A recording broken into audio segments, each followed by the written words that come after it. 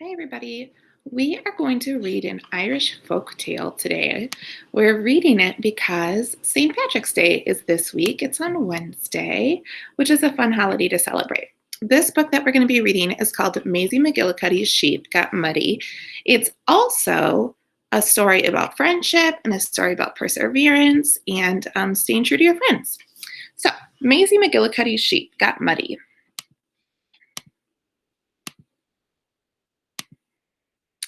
In the hills of Killar, between the green grass and stone, stood a wee cozy cottage, a little girl's home. Young Maisie, a lass full of spunk and of sass, with hair like the sunset and eyes of sea glass, spent her days among wildflowers and soft emerald grass, spying shapes in the clouds as they floated on past. By her side faithfully was a runt of the flock, a wee sheep with a smit mark shaped like a shamrock. He listened intently to her when she talked, and he danced to the notes that she'd play when they'd walk. 'Twas early one morn, through the gate left unlocked, the sheep wandered alone, and he slipped on a rock.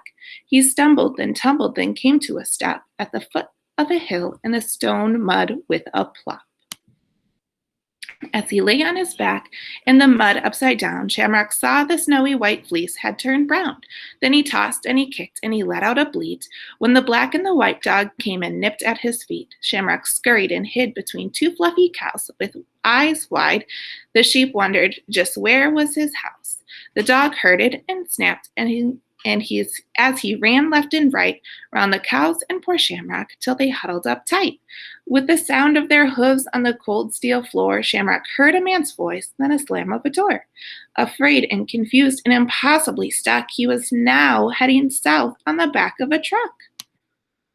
When she couldn't find Shamrock on his usual patch of bright yellow buttercups, the green meadow grass, Maisie went to the gate with her heart beating fast, and she found that the sheep's blue silky scarf was on the latch. She called out his name, knowing something was wrong, as she wondered just where in the world he had gone. She knew that he hadn't been gone for too long, so she pulled out her flute and she played him a song. Shamrock watched emerald hillsides that were dotted with sheep and saw miles upon miles of stone walls. It was when the truck stopped so the driver could sleep that the icy cold raindrops would fall. He gazed at the shoreline from between the brown cows and had never before felt so small. Then he laid down his head with a sad little frown, drifting off to the gulls' echoes' calls. It rained on and off for most of the night, perplexing the man and the cows at first light.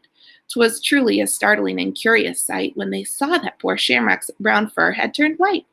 The cows caused a ruckus with the newfound surprise, which distracted the man who was trying to drive. The truck stopped on a curve near some wee vibrant homes when the man pulled the sheep from the back all alone, with the slam of a door and a turn of a key, and the brown cows and the man disappeared down the street.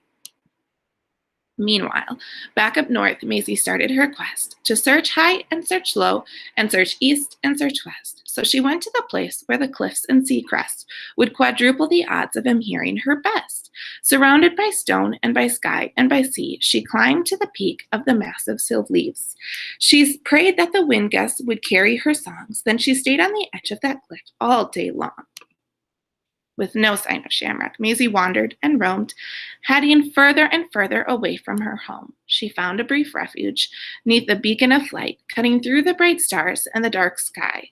It was when she decided to stop for that night that young Maisie then started to cry. Her worries consumed her and robbed her of sleep.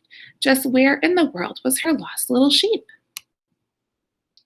Meandering up the steep slope of climb, feeling grateful because he was free, Shamrock stopped for a much-needed break and for some time in the wildflowers overlooking the sea.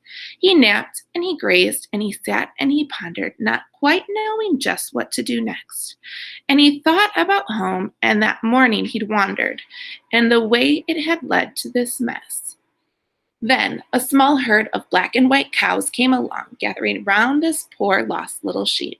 They listened as Shamrock explained what was wrong in the prattle of rambling bleats.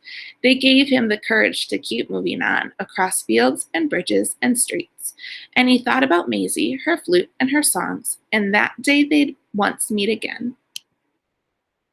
Maisie's journey continued to the place by the sea full of columns and structures and stones. She longed for some buttered brown bread and some tea and the simple, sweet comforts of home. With this blue satin ribbon tied up in her hair and knowing poor Shamrock could be anywhere, she played songs into the sea spray and the wind and the air next to the three playful puffins who were nesting near there. Subservient sheep shuffled down by the dock, unwitting merged Shamrock with their flock. The flustered sheep clusters were easy to muster onto boats using cans and cracked corn. Left slightly uneasy and terribly queasy, they climbed out the sound of a horn. Wobbly, uncertain, and clumsy first steps soon turned into steady and sure-footed treks. Up the winding stone pathway and stronghold that led to the place where the sheep who had smit marks of red. That same day up north Maisie searched far and wide, pressing onward suspended between the vast sea and sky, steadfast and determined, using faith as her guide, seeking only to gain her wee sheep by her side. Shamrock trudged, and he topsied, and he steadily marched across green pastures, then went on for miles. Filthy, disheveled, incredibly parched, he decided to rest for a while. With instinct and luck and good timing, he found himself walking across the grand castle grounds, where in front of the marvelous manor there stood an old donkey hitched up to the side of the wood in sequence of bleats, and he tuckered out sheep, asked the donkey just what did he think. If he promised to be careful and safe and discreet, could he sneak just one wee little drink? As a proper all-clear donkey tipped his long ears and gave Shamrock a Clydesdale wink. The sheep lapped up warm liquid, which was dark ruby red, going down nice and easy and straight to his head. Then he thanked the kind donkey and went promptly to bed. With an ominous weave, the gnarled branches and trees seemed to take hold of Maisie and surrounded her and squeezed. So she steadied her shoulders and remembered to breathe as she quickly whispered the words, "Just believe."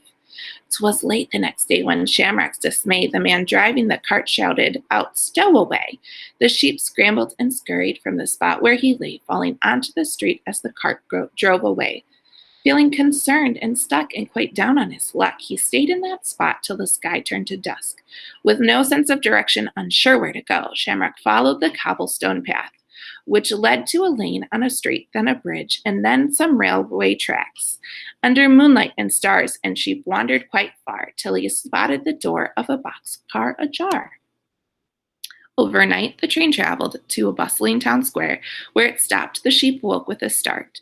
Shamrock knew right away he was meant to be there, feeling gladness and peace of his heart. He took in the sights and the smiles and the sounds, and the change in the air felt immensely profound. As he strolled, meandered around this lively and vibrant, incredible town. On her way that same day, with the sun on her face, walking through where the apple trees bloomed. Persisting ahead with unwavering faith, she believed that she'd find her sheep soon. Feeling hope in her heart and covered in grace, Maisie took a deep breath, and then she picked up the pace.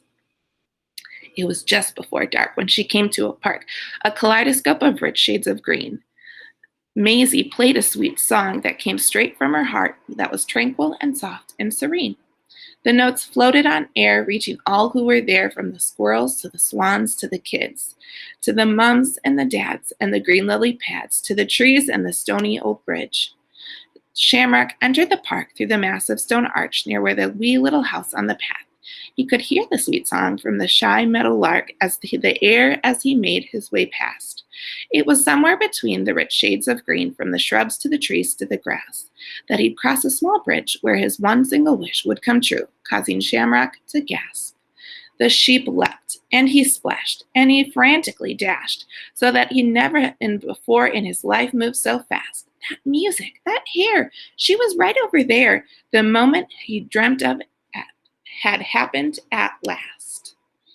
In a swirl of commotion neath the treetops and sky, Maisie stood by the water in shock, overcome with emotion as she looked on wide-eyed. Was this sheep in the lake her Shamrock?